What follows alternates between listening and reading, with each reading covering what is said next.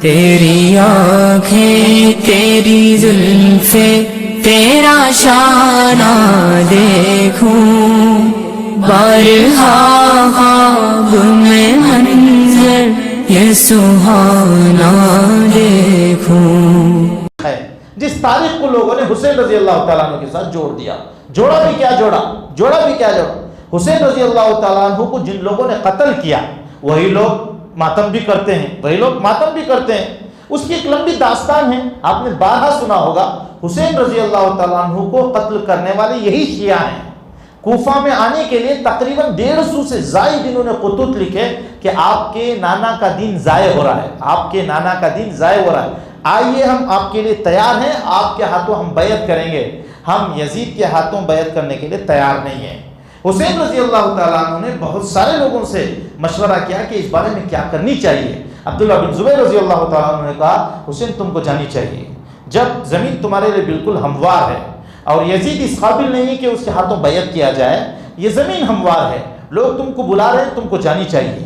عبداللہ بن عباس رضی اللہ تعالیٰ عنہ کے پاس آئے تو عبداللہ بن عباس رضی اللہ تعالیٰ عنہ نے کہا حسین میری رائے نہیں ہے کہ تم کوفہ کے اوپر اعتبار کرو، جس کوفہ والوں نے تمہارے ابا کے ساتھ وفا نہیں کیا، علی رضی اللہ تعالیٰ عنہ کے ساتھ انہوں نے بے وفائی کی تھی، علی رضی اللہ تعالیٰ عنہ نے دارالخلافہ مدینہ منورہ میں تھا، اس کو انہوں نے کوفہ میں منتقل کر دیا تھا، لیکن ہر دم علی رضی اللہ تعالیٰ عنہ کو ستایا گیا، یہاں تک کہ ایک مرتبہ رات خواب میں رسول پاک صلی اللہ علیہ وسلم آتے ہیں تو علی رضی اللہ تعالیٰ عنہ کہتے ہیں یا رسول اللہ آپ کی امت نے مجھے بہت ستایا، رسول پاک صلی اللہ علیہ وسلم نے کہا علی کچھ صبر کرو، کچھ دنوں کے بعد تم ہم سے ملنے والے ہو۔ اب کچھ دنوں کی مقدار بھی معلوم ہو گئی تھی کہ کتنے دنوں میں آنے والے ہیں۔ علی رضی اللہ تعالیٰ عنہ تھوڑا پستہ قد مطلب گڈے سے تھے، وہ گڈا پن ہماری طرح نہیں، اس وقت کا قد بہت اونچا تھا، لیکن ان لوگوں کے مقابلے میں پستہ قد تھے۔ صبح جب فجر کے لیے نکلتے صلاح کہتے ہوئے نعرہ لگا کے نکلتے، لوگوں نماز کے لیے جاگو۔ یہاں ایک عبد الرحمن بن ملجم تھا، کئی دنوں سے علی رضی اللہ تعالیٰ عنہ کی مجلس میں آتا تھا، جب وہ آتا تھا علی رضی اللہ تعالیٰ عنہ اس کے جانے کے بعد لوگوں سے کہتے تھے یہ جو آدمی آ رہا ہے جس کا نام عبد الرحمن بن ملجم ہے، اس سے مجھے خود اپنے خون کی بو آتی ہے۔ علی رضی اللہ تعالیٰ عنہ کی فراست نے اس کو بھانپ لیا تھا۔ ہوا ایسا فجر کی نماز میں الصلاۃ کہتے ہوئے جا رہے تھے، ایک درخت کے پیچھے ایک زہریلا چھرا لیے ہوئے چھپا ہوا تھا، جو ہی وہ الصلاۃ کہتے ہوئے گزرے اس نے چھرے سے ایک وار کر دیا، وہ وار پہلے علی رضی اللہ تعالیٰ عنہ کے ران پہ لگا، پھر پیٹ پہ لگ گیا، وہ وہیں گرے۔ فزت ورب الکعبہ، سب سے پہلا جملہ فزت ورب الکعبہ، رب کعبہ کی قسم میں کامیاب ہو گیا، یہ کہہ کے گرے۔ یہ کیا تھا؟ کوفے والوں کی ایک پلاننگ تھی، جس پلاننگ کے تحت علی رضی اللہ تعالیٰ عنہ کو شہید کروا دیا گیا۔ تبھی علی رضی اللہ تعالیٰ عنہ کی موافقت میں ایک طبقہ بن گیا، مخالفت میں ایک طبقہ بن گیا۔ ایک طبقہ وہ تھا جو علی رضی اللہ تعالیٰ عنہ کو کافر کہتا تھا، جن کو خوارج کہا جاتا ہے، جو آج کے زمانے میں عبادیہ ہیں، جن کی حکومت مسقط اور عمان میں ہے، ان کے مساجد میں ہیں، یہی ہے وہ خارج کا فرقہ۔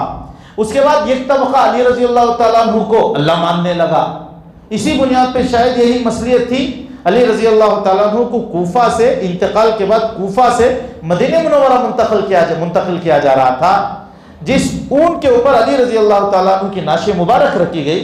فجر کی نماز پڑھنے کے لیے قافلہ ایک جگہ اترا ہے، اونٹ بھاگا، ایسا بھاگا آج تک کسی کو پتہ نہیں چلا کہ وہ اونٹ کہاں گیا، اللہ تعالیٰ نے اس کو گم کر دیا۔ اس میں ایک مصلیت یہ تھی، جن لوگوں نے علی رضی اللہ تعالیٰ عنہ کو اپنا اللہ مان لیا تھا، اپنا معبود مان لیا تھا، اگر ان کے ہاتھ علی رضی اللہ تعالیٰ کی نعش مبارک مل جاتی تو نہ جانے یہ لوگ کیا کرتے، کتنا بڑا رتبہ لیتے۔ اور جو لوگ علی رضی اللہ تعالیٰ عنہ کی مخالفت کرتے تھے، ان کے ہاتھوں اگر علی رضی اللہ تعالیٰ عنہ کے جسم مبارک مل جاتا، وہ کتنی توہین کرتے۔ اللہ تعالیٰ نے ایک مصلحت کے طور پہ اونٹی کو غائب کر دیا۔ اللہ کو معلوم ہے کہ علی رضی اللہ تعالیٰ عنہ کی نعش مبارک کہاں دفن کر دی گئی، اس کے علاوہ آج تک دنیا کی کسی تاریخ میں یہ لکھا نہیں گیا ہے کہ علی رضی اللہ تعالیٰ عنہ کو کہاں دفن کیا گیا۔ خیر، کوفہ والوں نے علی رضی اللہ تعالیٰ عنہ کو ستایا تھا۔ اب ان کے بیٹے حسین رضی اللہ تعالیٰ عنہ سے یہی کہا گیا کہ تم مت جاؤ، لیکن جانا طے ہو چکا تھا۔ کیسے طے ہو چکا تھا؟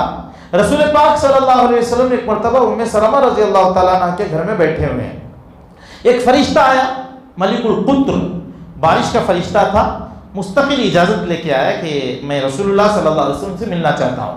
جب آیا رسول پاک صلی اللہ علیہ وسلم سے کہنے لگا یا رسول اللہ دروازہ بند کر لیجئے, میں آپ راز و نیاز کی باتیں کرنا چاہتا ہوں. دروازہ بند کر لیا گیا, لیکن ایک بچہ دوڑے دوڑے آیا, دروازہ کھول کے بالا خانے میں چڑھ گیا. بالا خانہ اوپر کے حصے میں چڑھ گیا. ایک سیڑھی تھی, سیڑھی سے چڑھ رہا تھا. اس فرشتے نے پوچھا یا رسول اللہ یہ بچہ کون ہے؟ کہا یہ میرا لخت جگر ہے, یہ میرا لخت جگر ہے, میرا نواسا ہے, اس کا نام حسین ہے. ملک القطر نے کہا یا رسول اللہ میں اپنی آنکھوں سے اس سرزمین کو دیکھ رہا ہوں جس سرزمین کو اس کے خون کے ذریعے سے لالازار کر دیا جائے گا. میں اس سرزمین کو دیکھ رہا ہوں, اگر آپ چاہو تو وہ سرزمین آپ کو بھی دکھا دوں. پھر ملک القطر نے وہاں کی مٹی رسول پاک صلی اللہ علیہ وسلم کے ہاتھوں تھما دیا کہ یا رسول اللہ یہ وہ مٹی ہے جس مٹی میں آپ کے اس نواسے کو مار دیا جائے گا. چنانچہ انہوں نے وہ مٹی ام سلمہ رضی اللہ تعالیٰ عنہ کے ہاتھوں سونپا اور کہا جب دیکھو اس مٹی کے اندر سے خون رسنے لگے اس وقت سمجھ جانا کہ میرے نواسے کو قتل کر دیا گیا ہے. یہ ایک پیشن گوئی تھی.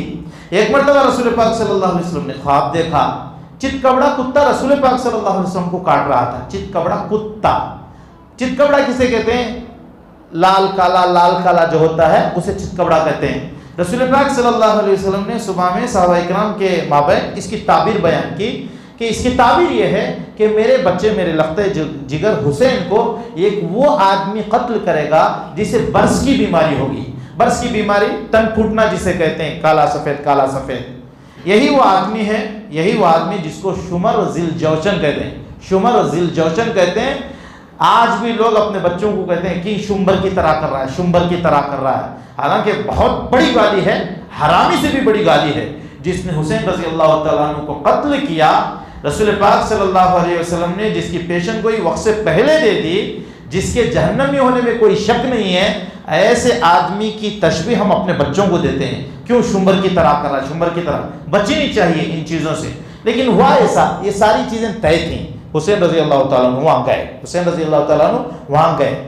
یزید حسین رضی اللہ تعالیٰ عنہ کے قتل سے راضی نہیں تھا. یہ بات یاد رکھیں, یزید حسین رضی اللہ تعالیٰ عنہ کے قتل سے نہ راضی تھا نہ اس نے حکم دیا. شیعہ کی جانب سے یزید کے خلاف واویلا کیا جاتا ہے, اس کے خلاف جتنی چیزیں بھری گئی ہیں. یزید اپنے اعتبار سے فاسق تھا, شراب پیتا تھا, کتوں کا کھیل کھیلتا تھا, وہ ساری برائیاں اپنی جگہ تھی, لیکن اس نے حسین رضی اللہ تعالیٰ عنہ کے قتل کا حکم کبھی بھی نہیں دیا تھا. جب قتل کر دیا گیا, حسین رضی اللہ تعالیٰ عنہ کے سر کو اپنے ہاتھ میں لے کر اس نے زارو قطار رویا. کیوں نہ روئے؟ حسین رضی اللہ تعالیٰ عنہ کا ایک قریبی رشتہ دار تھا, یہ قریبی رشتہ دار تھا. اس نے حسین رضی اللہ تعالیٰ عنہ کے سر کو سنبھالا. حسین رضی اللہ تعالیٰ عنہ کا جتنا کنبہ تھا, عورتیں تھیں, چھوٹا ایک بیٹا جن کا نام زین العابدین تھا, ان سب کو پوری حفاظت کے ساتھ مدینہ منورہ میں بھیجا. یہ جب جا رہے تھے, حسین رضی اللہ تعالیٰ عنہ کو قتل کر دیا گیا. ان کے سر کو جو ہے ایک بھانسے میں لگا کے مستقل شراب کا ایک دور چل رہا ہے. کبھی کبھی تو ایسا بھی ہوا حسین رضی اللہ تعالیٰ عنہ کے سر میں شراب کو ڈال کر پیا گیا. پوری رات ایسی ہی گزری, پوری رات. یہ قافلہ جا رہا ہے, کس کے پاس جا رہا ہے؟ یزید کے پاس جا رہا ہے. یہ سوچ کے کہ ہم نے اتنا بڑا کارنامہ انجام دیا ہے, اس کارنامے کی بنیاد پہ عبید اللہ بن زیاد کو ترقی مل جائے گی. جو جہاں کا امیر تھا, حاکم تھا, وہاں سے اس کو گورنر بنا دیا جائے گا. گورنر سے نہ جانے اسے کیا کیا بنا دیا جائے گا. اس کے اعتبار سے جا رہا ہے. ایک جگہ قافلہ ٹہرا, باقاعدہ سر میں شراب کا دور چل رہا تھا. اچانک دیوار سے ایک قلم نکلتا ہے. اترجو امتن قتلت حسینا شفاعت جدہ یوم الحساب. وہ قلم نکل کے وہ قلم خود چلنے لگا اور دیوار پہ اس نے ایک شعر لکھ دیا. کیا وہ امت جس نے حسین کو قتل کر دیا اس کے نانا سے شفاعت کی امید رکھتی ہے؟ اتنا سنتے وہ لوگ بھاگ گئے. پھر آئے, پھر سر کو سمیٹے, پھر لے کے یزید کے پاس گئے. یزید نے دیکھ کر بہت زارو قطار رویا. کہا ابن زیاد اس سے کم پہ بھی میں راضی تھا, میں نے تجھے کبھی بھی حسین رضی اللہ تعالیٰ عنہ کے قتل کرنے کا حکم نہیں دیا تھا. پھر اس نے ایک روایت میں آتا ہے حسین رضی اللہ تعالیٰ عنہ کے سر کو مدینہ بھجوا دیا. ایک روایت میں آتا ہے اس نے بہترین ریشمی کپڑے میں لپیٹ کے اپنے خزانے میں رکھ دیا. چاہیے تو یہ تھا اس دفن کر دیتا, لیکن پتہ نہیں اس کے دل میں کیا تھا, اپنے بھائی کے اس سر کو لپیٹ کے رکھ لیا. خیر, جب یہ نکل رہے تھے, کوفہ سے نکل رہے تھے, تو کوفہ والے رو رہے تھے. تو یہ جو چھوٹے سے تھے زین العابدین رحمۃ اللہ علیہ, انہوں نے کہا هذا الذين يبكون ارے یہ لوگ تو روتے ہیں، یہ لوگ تو روتے ہیں. فمن ذا الذی یقتلونا، جب یہ لوگ روتے ہیں تو ہم کو قتل کرنے والے کون ہیں؟ ہم کو قتل کرنے والے کون ہیں؟ یہ رو بھی رہے ہیں تو ہم کو قتل کس نے کیا؟ اس کا مطلب یہ تھا کہ ان لوگوں نے خود ہم کو قتل کیا، اور جب ہم جا رہے ہیں تو رو بھی رہے ہیں. تو قتل کرنے والے کوفہ والے تھے، اور ماتم بھی وہی کرنے والے تھے، مارنے والے بھی وہی، قتل کر رونے والے بھی وہی. آج جتنا آپ ماتم دیکھ رہے ہیں، جن کو اللہ تعالیٰ نے عذاب مسلط کیا ہے، یہ مار رہے ہیں، وہ کاٹ رہے ہیں، خون آ رہا ہے، نہ جانے کیا کیا ہو رہا ہے، ایسا کیوں کرتے ہیں؟ ان لوگوں نے آپس میں بیٹھ کے مشورہ کیا، ہم نے ایک بہت بڑا جرم کیا ہے. اس جرم کی توبہ کیا ہے؟ توبہ یہی ہے کہ ہم اپنے جن ہاتھوں سے حسین رضی اللہ تعالیٰ عنہ کو قتل کیا ہے، ان ہاتھوں سے اپنے آپ کو سزا دو. اتنی بری طرح سے انہوں نے حسین رضی اللہ تعالیٰ عنہ کو قتل کیا تھا.